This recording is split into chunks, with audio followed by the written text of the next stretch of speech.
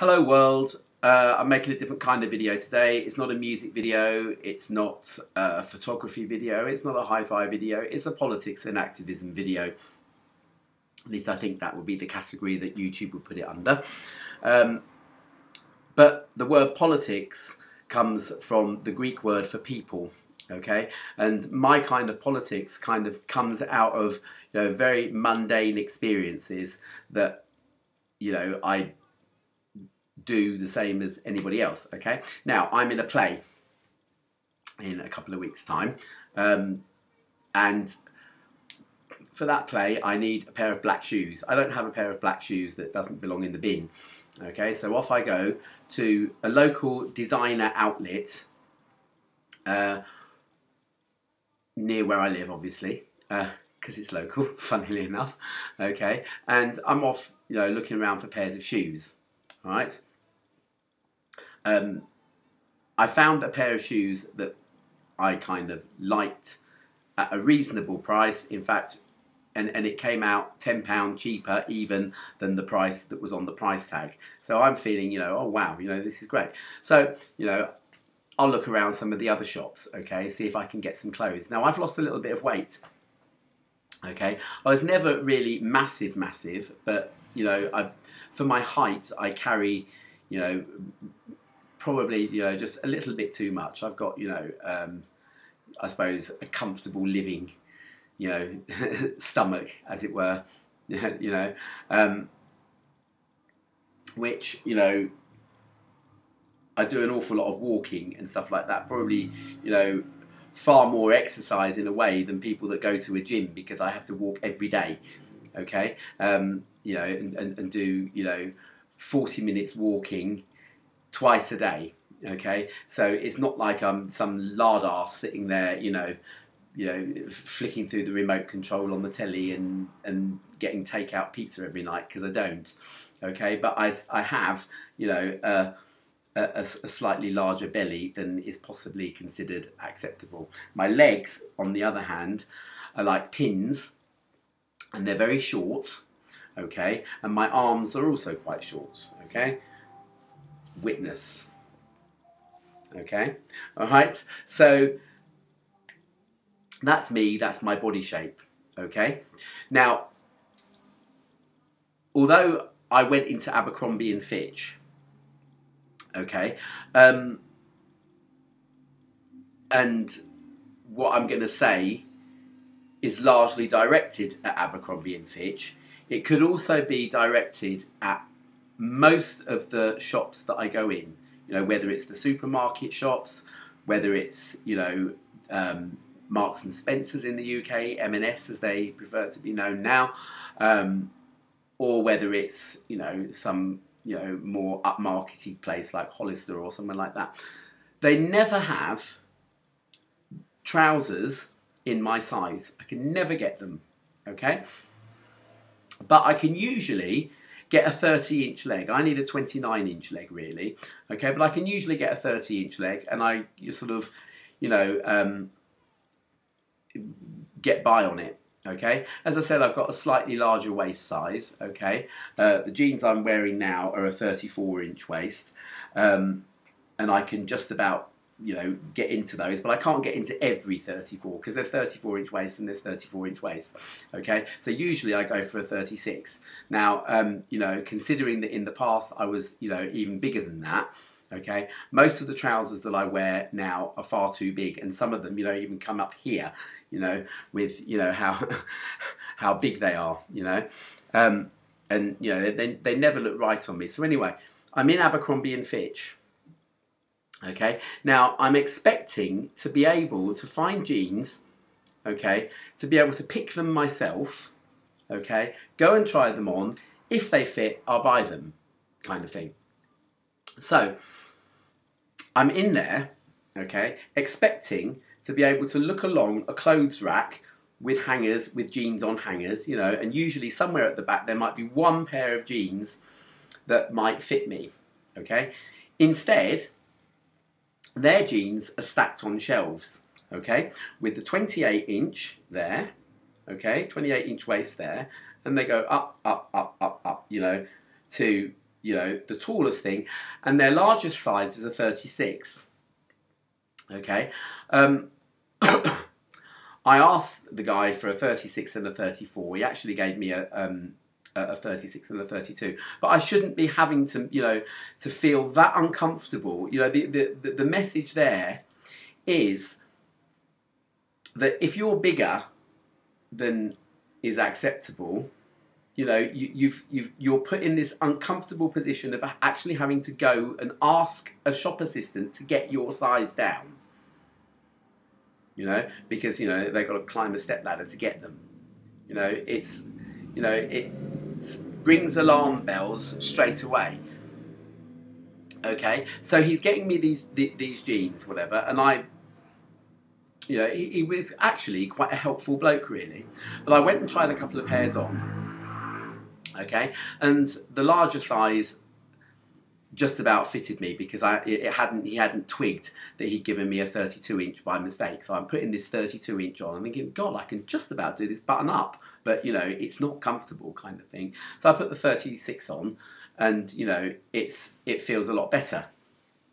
Okay, but still I'm left with these legs because, you know, I forgot to say that I did ask him when he was getting these jeans down, do you do, you know, a shorter leg than a 32?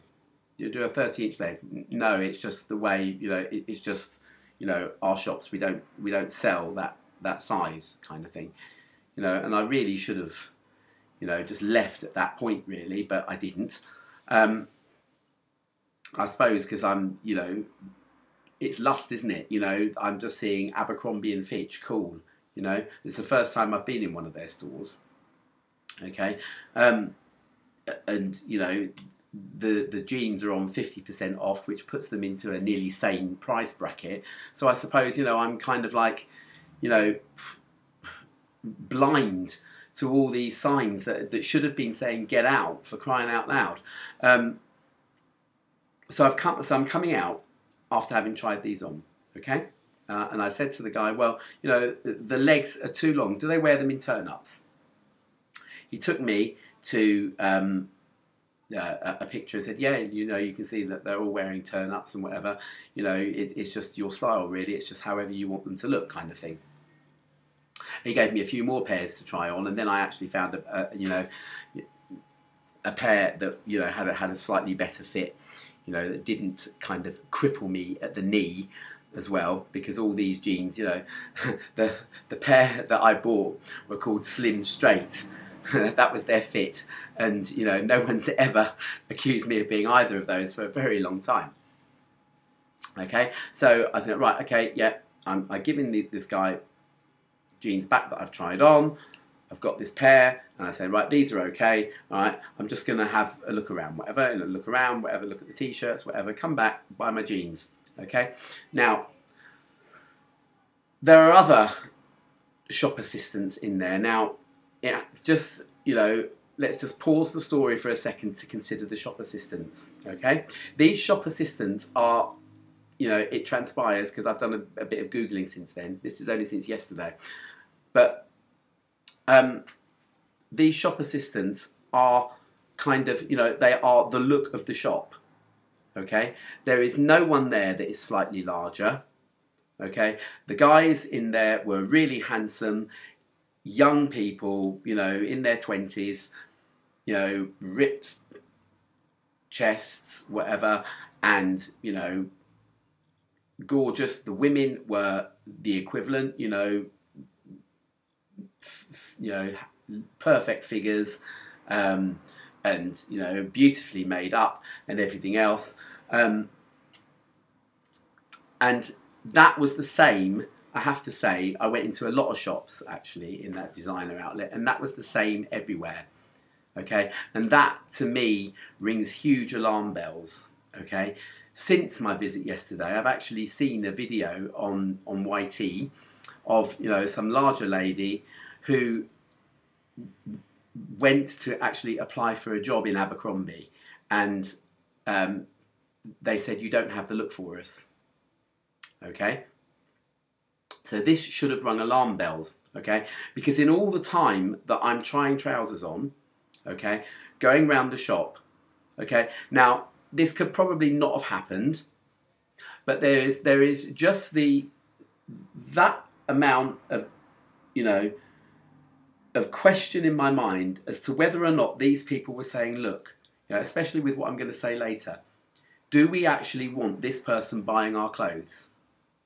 Because when I bought my shoes from a different shop, my card worked absolutely perfectly.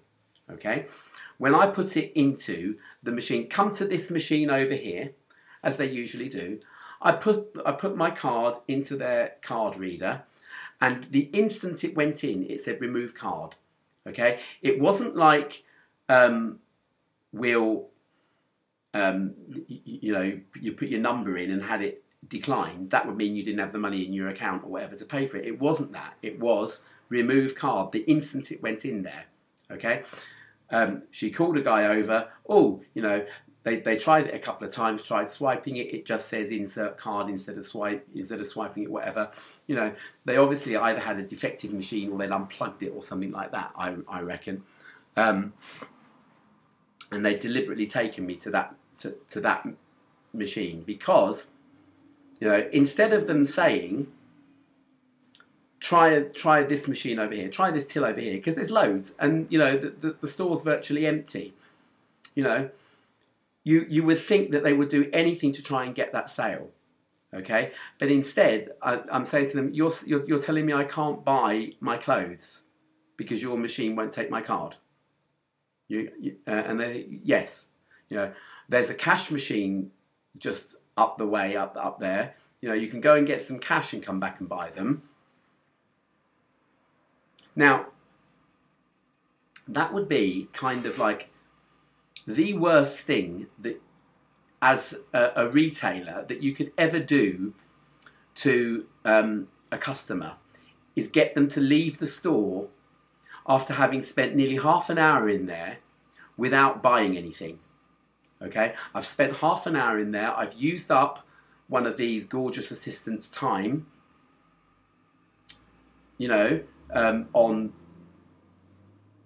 you know, so it you know, they're paying, you know, and they're actually actively encouraging me to leave the store without having bought anything. You know, it's, you know, that's the thing that made me think, actually, they don't really want me in there buying stuff. I'm not cool enough for them, okay? Because I woke up this morning, and I don't know why, you know, maybe it's just kind of the, you know, kind of anal kind of person I am, really. But I found myself Googling, why do Abercrombie and Fitch not make shorter legged jeans? Or something like that, you know? And up comes an article from Time magazine where the CEO, who I think's Mike Jeffries or Mark Jeffries, the CEO actually said, we do not want people who are not cool to wear our clothes. We only make our clothes for cool people. Okay, I'm slightly paraphrasing, but that is the, you know, the nutshell kind of thing. We only make clothes for cool people. We would rather that people burned their old, worn out Abercrombie clothes than give them to a thrift store. Now, let's sort of look at that on, you know, a larger level, because I mean, at least the guy's coming out and saying it, okay? I don't know what CEOs of other companies have done, but it's certainly the message that they give, because, you know, although, you know, Abercrombie, the experience was blatant there, okay, and, you know, I love Abercrombie clothes. They do look cool. You know, this is why I went into the store in the first place, you know, but you could go into any kind of trendy clothes store, Gap or wherever you want to go, you know, and Next, you know, even New Look, you know, which, you know, are kind of, you know, the cheaper sort of clothing kind of thing, and find the same thing, okay? It's the message that is being given out, at least Abercrombie are coming out and saying it.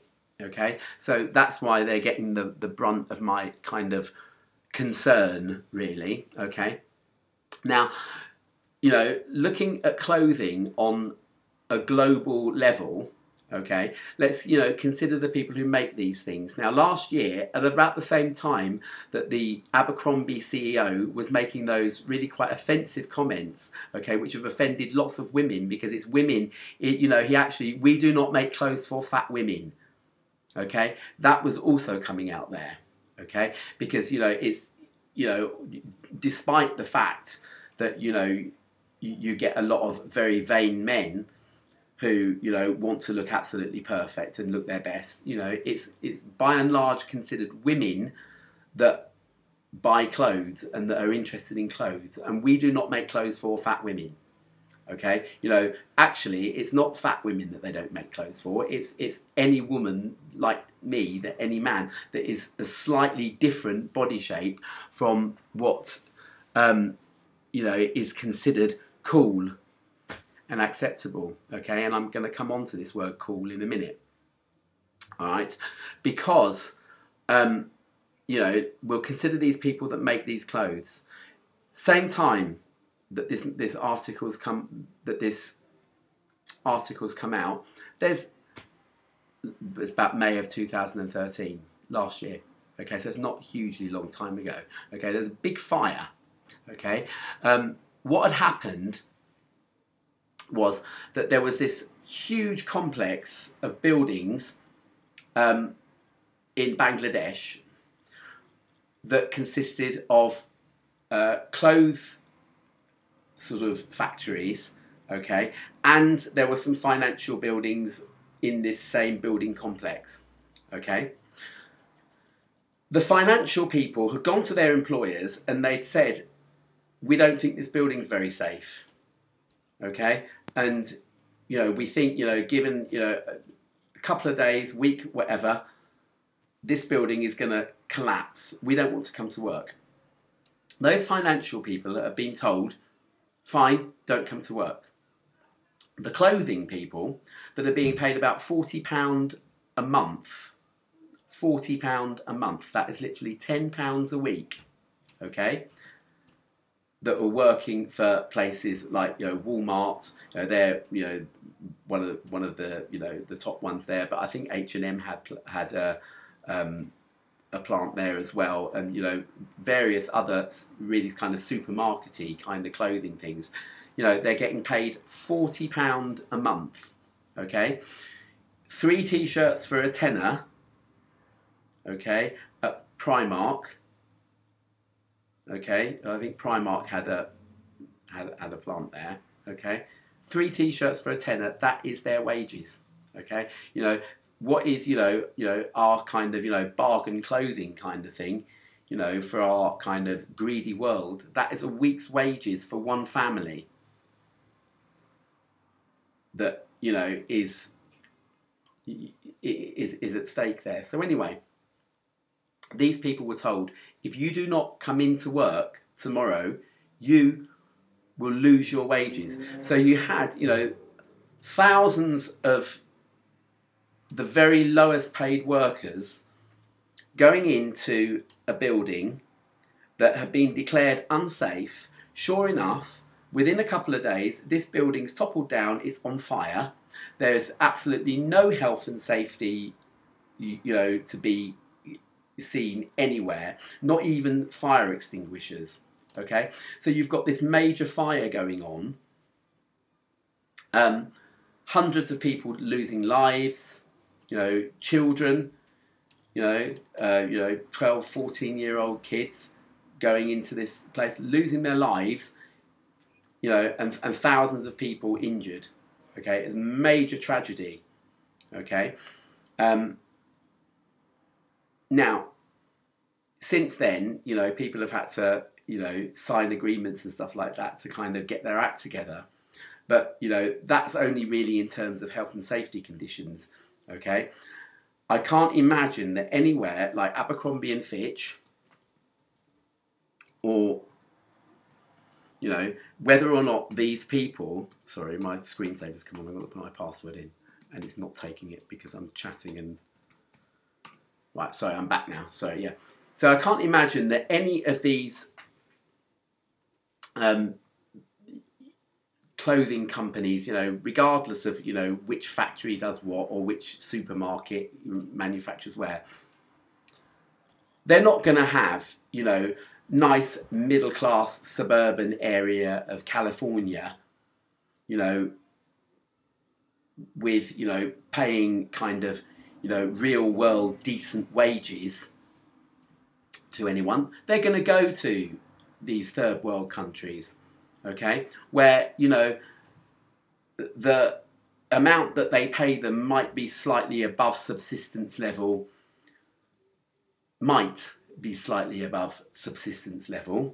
okay, but they're not going to pay decent wages to anybody to make these clothes, okay. So essentially what they're saying, what this CEO was saying by saying, you know, we only make clothes for cool people, okay, stuff the poor slaves that are actually making these things.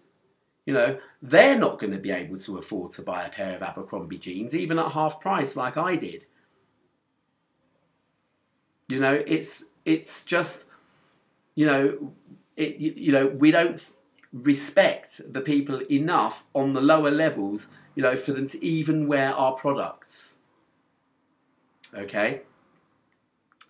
It's kind of even scarier when you consider, you know, someone like Adolf Hitler that was doing, and I don't want to belittle the Holocaust at all, okay? Okay, what we haven't got here is, you know, millions of people being tortured and, you know, sent to early graves in, you know, the worst possible manner possible, and I understand that, okay? And I don't wish to insult the memory of anybody by saying what I'm going to say, okay? Accept it in the spirit that it's going to be, okay? Hitler was doing experiments for, you know, this kind of master race, okay? And he did them in the cruelest manner possible. You know, what is wrong with these people? So we'll take, you know, disabled people, we'll take Jewish people, we'll take black people, kind of thing. We'll perform live experiments on them, okay? Dissect their brains and that sort of thing while they're alive, kind of thing. To find out, you know, what's wrong with them, as it were, and how can we use that, you know, that knowledge to create this kind of perfect race, kind of thing. Very, very scary stuff, okay? We have clothing manufacturers that are just literally considering, you know, a certain perfect body size that we will make clothes for.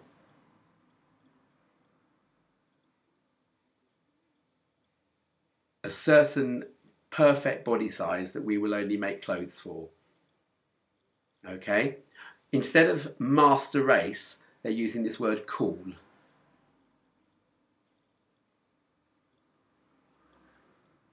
It's only a kind of, you know, different terminology. Okay? Anybody that wants to target, you know, a section of the population will just use this word cool, okay? With gadgets, your Apple gadgets and that sort of thing, it kind of almost, it matters, but it doesn't matter quite as much, you know, because we're actually considering people here, okay? We're actually being told that because of someone's, you know, slightly out of the ordinary body shape or body size, they are not cool. Okay? They are, you know, they are not perfect physical specimens. It is absolutely scary. It really is absolutely scary. And when you consider that these people, like Abercrombie, for example, you just YouTube them. You'll see that there are, you know, these shop openings where you have these ripped, you know, guys, sort of, you know, topless guys outside their shops, you know, that's their opening ceremony kind of thing. You know, you've got about 20 of these guys all lined up outside, you know, showing off their, you know, with their Abercrombie trousers on. you know, and, you know, yes, you know, it's a kind of sexual image, but it's also very, very sinister. It's very sinister. It's like, you know, perfect bodies in our shop kind of thing. You know, we're marketing to the perfect bodied, and actually, when you look around you, there is no such thing. And you know, even these people that would, you know, that are probably there, are probably thinking, oh, you know, my arse is too big or something like that. You know, and so nobody ever really considers that they've got a perfect body anyway. Okay, it's, you know, it worries me.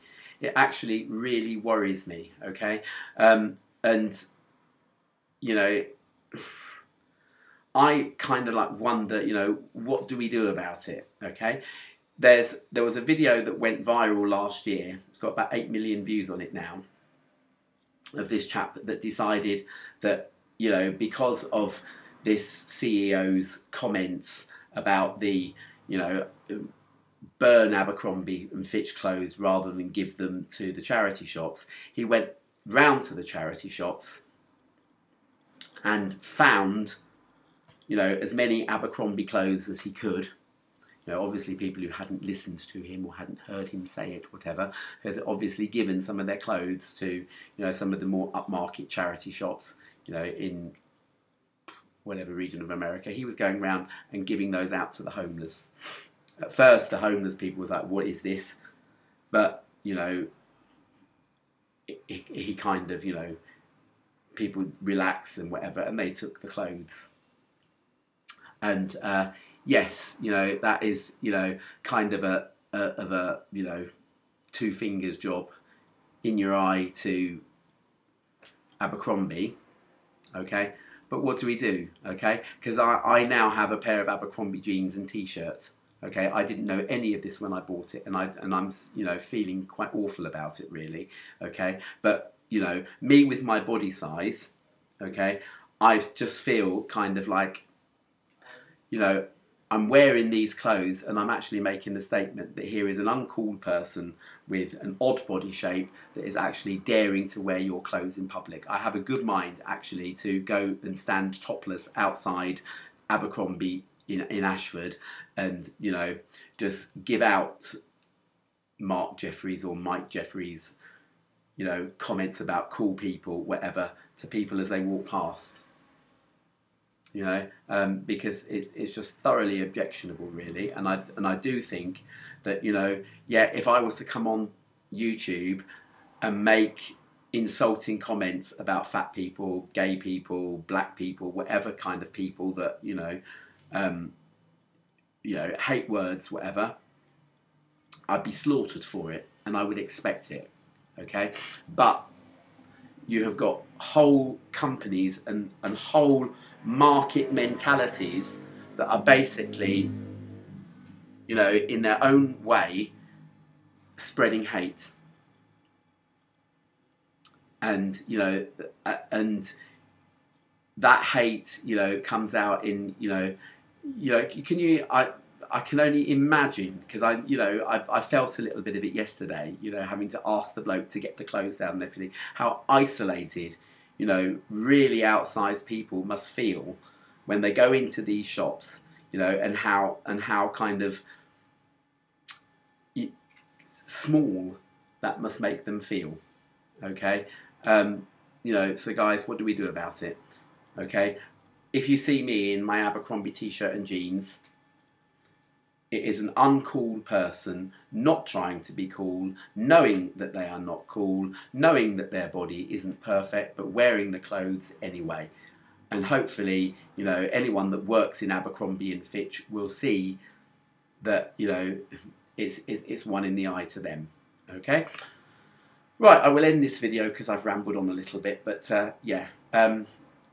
Let's try and be nice to each other, people. Okay? Clothes do not maketh the man. Okay? What maketh the man is what comes out of their mouths. See you later. Bye.